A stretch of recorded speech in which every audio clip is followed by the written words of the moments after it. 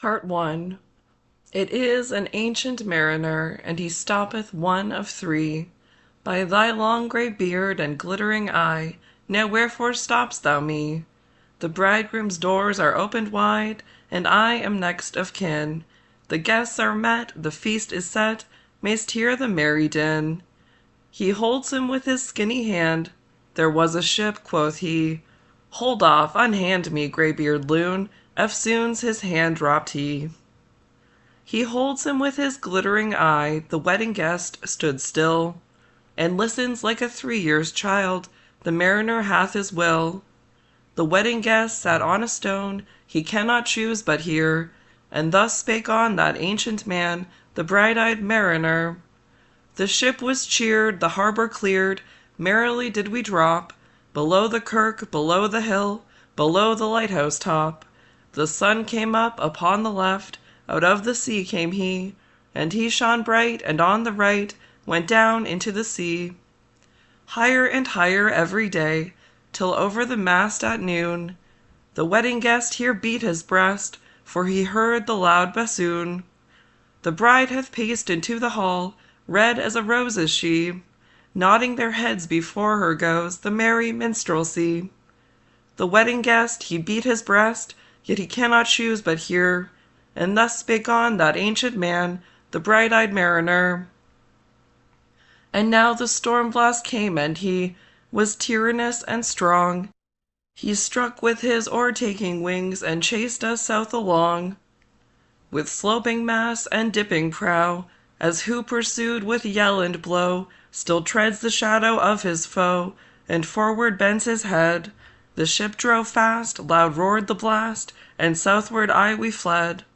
And now there came both mist and snow, and it grew wondrous cold, and ice mast high came floating by, as green as emerald. And through the drifts the snowy cliffs did send a dismal sheen, nor shapes of men nor beasts we ken, the ice was all between. The ice was here, the ice was there, the ice was all around. It cracked and growled and roared and howled, like noises in a swound. At length did cross an albatross, through the fog it came, as if had been a Christian soul, we hailed it in God's name. It ate the food it ne'er had eat, and round it flew. The ice did split with a thunder fit, the helmsman steered us through. And a good south wind sprung up behind, the albatross did follow, and every day for food or play came to the mariner's hollow. In mist or cloud, on mast or shroud, it perched for vespers 9, whiles all the night through fog smoke white glimmered the white moonshine. God save thee, ancient mariner, from the fiends that plague thee thus. Why look'st thou so? With my crossbow I shot the albatross. Part 2. The sun now rose upon the right, out of the sea came he, still hid in mist, and on the left went down into the sea. And the good south wind still blew behind, but no sweet bird did follow, nor any day, nor food or play came to the mariner's hollow. And I had done a hellish thing, and it would work him woe, for all averred I had killed the bird that made the breeze to blow. Ah, wretch, said they, the bird to slay that made the breeze to blow. Nor dim nor red like God's own head the glorious sun uprist. Then all averred I had killed the bird that brought the fog and mist. 'Twas right, said they, such birds to slay that bring the fog and mist. The fair breeze blew, the white foam flew, the furrow followed free. We were the first that ever burst into that silent sea. Down dropped the breeze, the sails dropped down, 'twas sad as sad could be, and we did speak only to break the silence of the sea. All in a hot and copper sky, the bloody sun at noon, right up above the mast did stand, no bigger than the moon. Day after day, day after day, we stuck, nor breath nor motion, as idle as a painted ship upon a painted ocean. Water, water everywhere, and all the boards did shrink. Water, water everywhere, nor any drop to drink. The very deep did rot, O Christ, that ever this should be. Yea, slimy things did crawl with legs upon the slimy sea. About, in reel and rout, the death fires danced at night. The water, like a witch's oils, burned green and blue and white. And some in dreams assured were of the spirit that plagued us so. 9 fathom deep he had followed us from the land of mist and snow.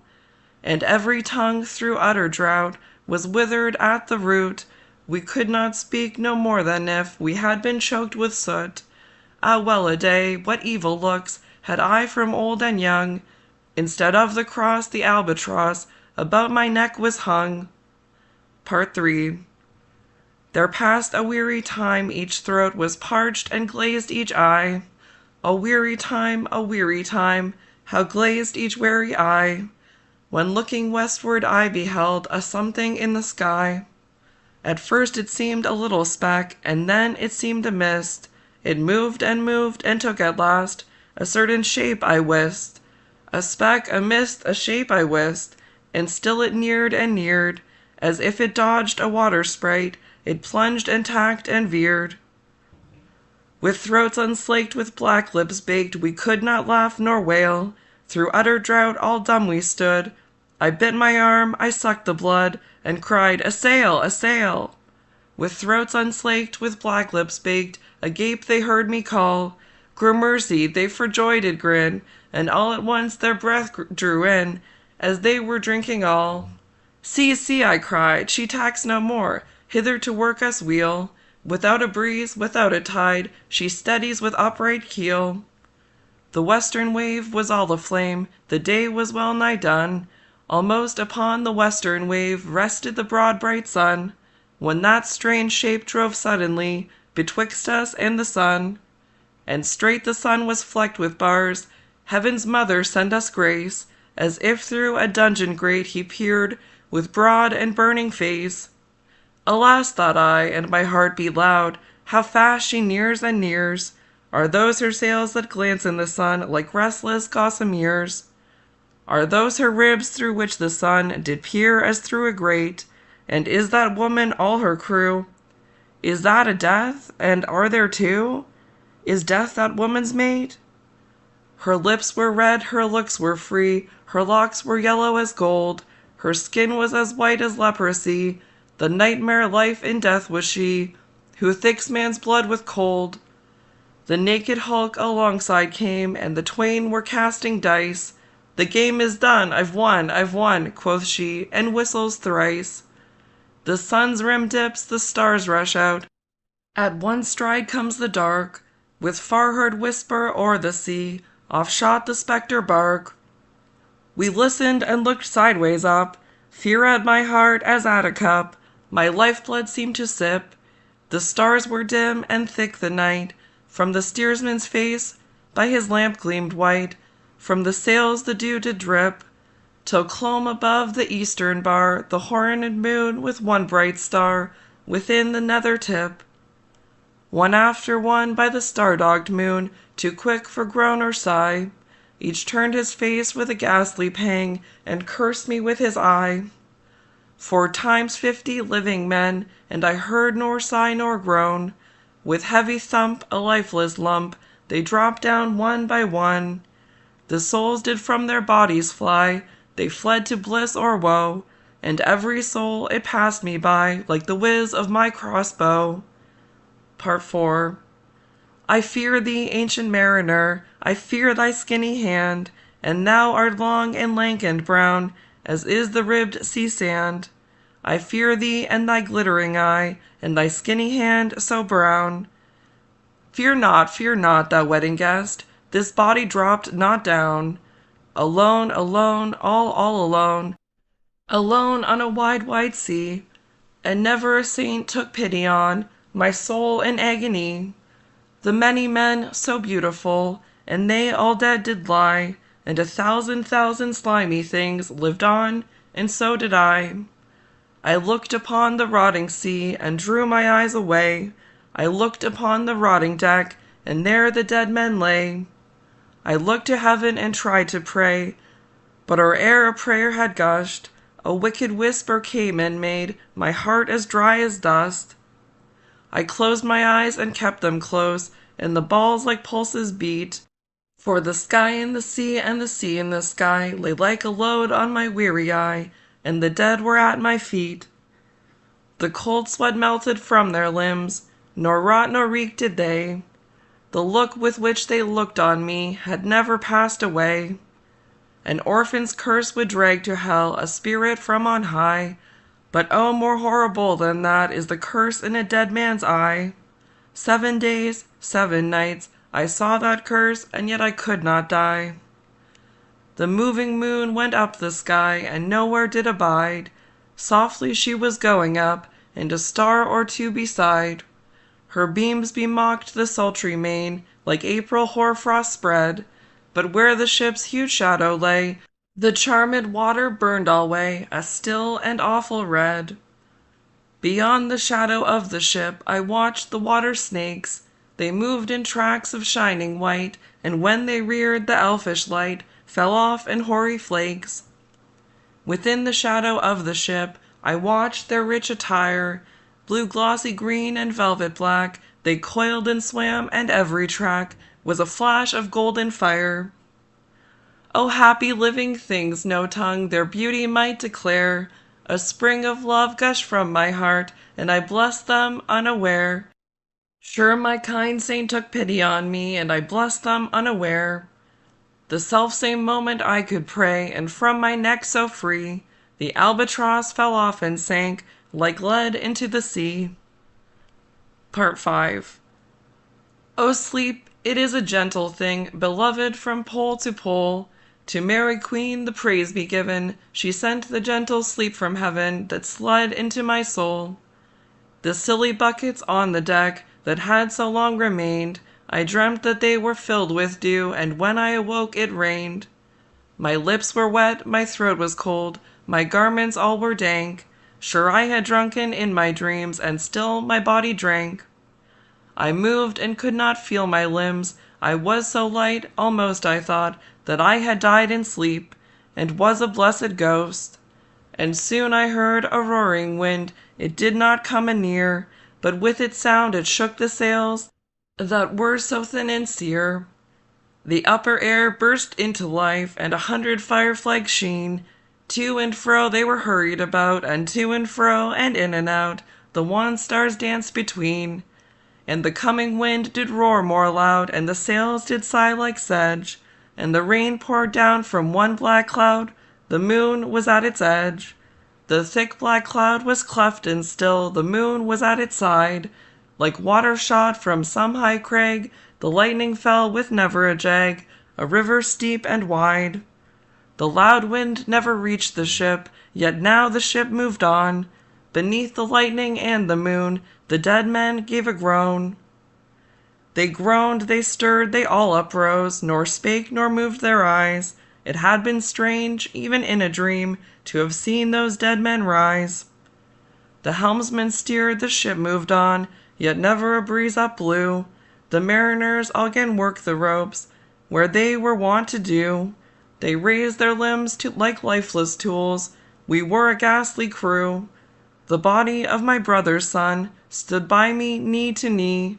The body, and I pulled at one rope, but he said not to me, I fear thee, ancient mariner, be calm, thou wedding guest. 'Twas not those souls that fled in pain, which to their corpses came again, but a troop of spirits blest. For when it dawned, they dropped their arms, and clustered round the mast. Sweet sounds rose slowly through their mouths, and from their bodies passed. Around, around flew each sweet sound, then darted to the sun. Slowly the sounds came back again, now mixed, now one by one. Sometimes a dropping from the sky I heard the skylark sing. Sometimes all little birds that are, how they seem to fill the sea and air with their sweet jargoning. And now 'twas like all instruments, now like a lonely flute, and now it is an angel's song that makes the heavens be mute. It ceased, yet still the sails made on a pleasant noise till noon, a noise like of a hidden brook in the leafy month of June, that to the sleeping woods all night singeth a quiet tune. Till noon we quietly sailed on, yet never a breeze did breathe. Slowly and smoothly went the ship, moved onward from beneath. Under the keel 9 fathom deep, from the land of mist and snow, the spirit slid, and it was he that made the ship to go. The sails at noon left off their tune, and the ship stood still also. The sun right up above the mast had fixed her to the ocean, but in a minute she again stir with a short uneasy motion, backwards and forwards half her length, with a short uneasy motion. Then like a pawing horse let go, she made a sudden bound.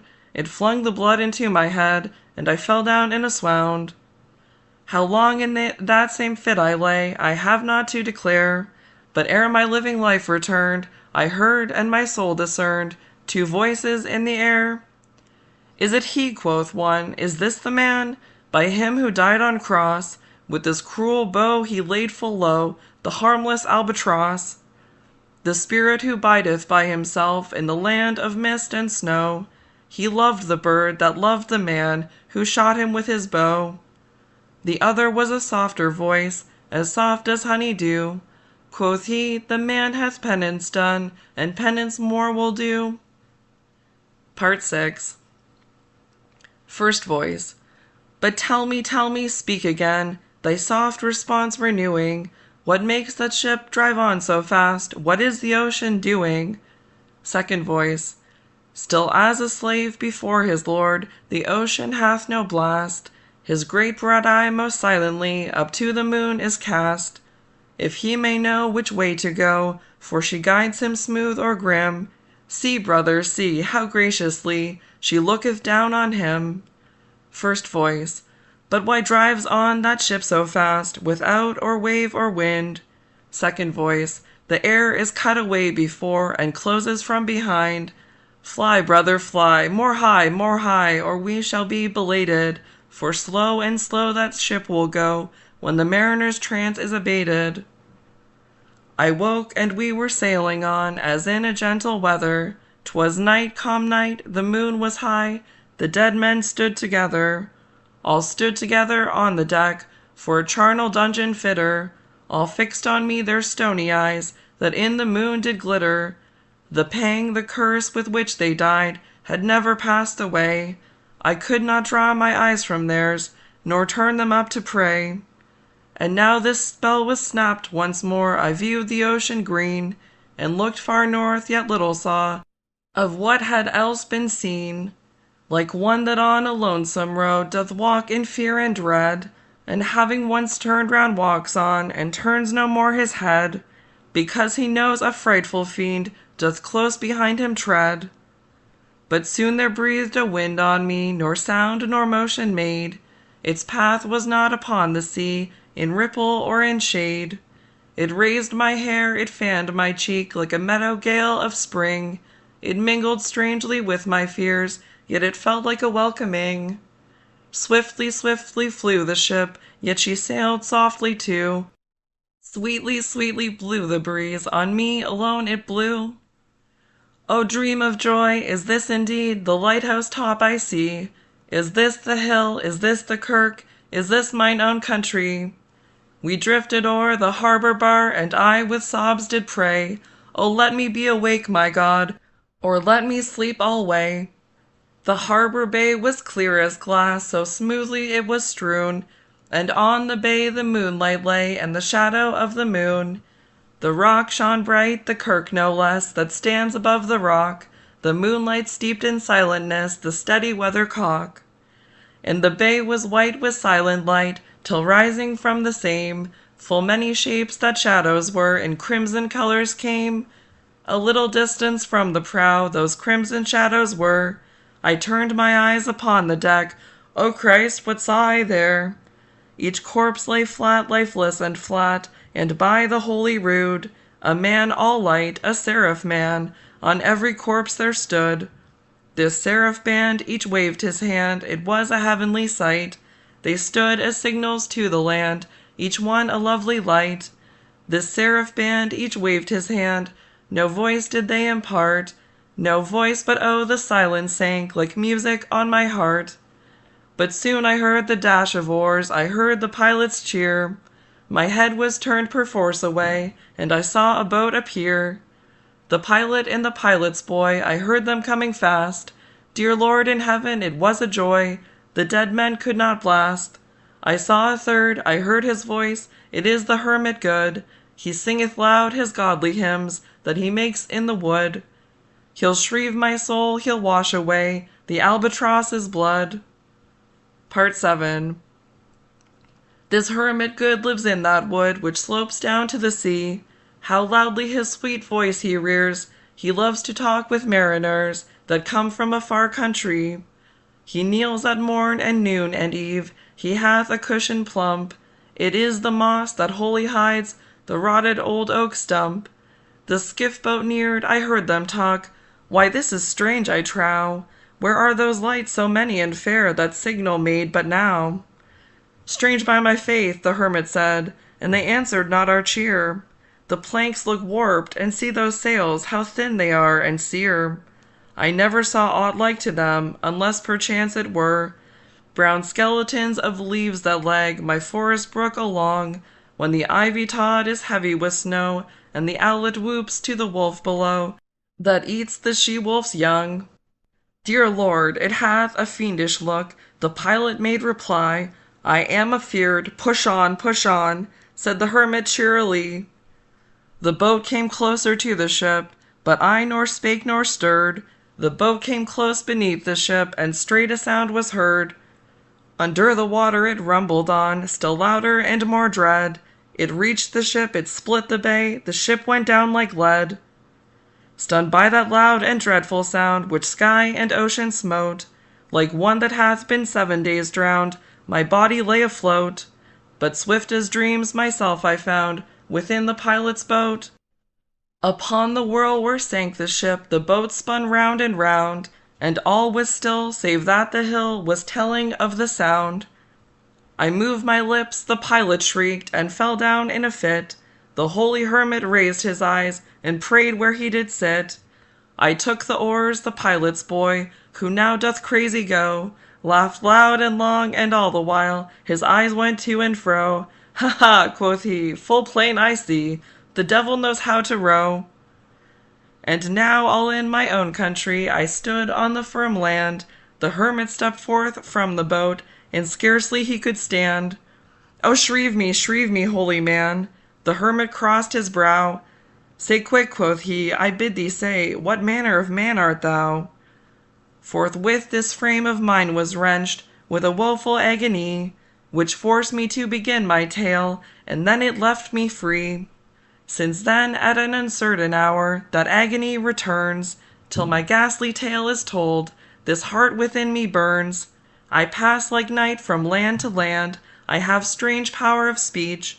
That moment that his face I see, I know the man that must hear me, to him my tale I teach. What loud uproar bursts from that door, the wedding guests are there, but in the garden bower the bride and bridesmaids singing are, and hark the little vesper bell which biddeth me to prayer. O wedding guest, this soul hath been alone on a wide, wide sea, so lonely 'twas that God himself scarce seemed there to be. O sweeter than the marriage feast, 'tis sweeter far to me, to walk together to the kirk with a goodly company. To walk together to the kirk, and all together pray, with each of his great father bends, old men and babes and loving friends, and youths and maidens gay. Farewell, farewell, but this I tell to thee, thou wedding guest, he prayeth well who loveth well, both man and bird and beast. He prayeth best who loveth best, all things both great and small, for the dear God who loveth us, he made and loveth all. The mariner, whose eye is bright, whose beard with age is hoar, is gone, and now the wedding guest turned from the bridegroom's door. He went like one that hath been stunned, and is of sense forlorn. A sadder and a wiser man, he rose the morrow morn.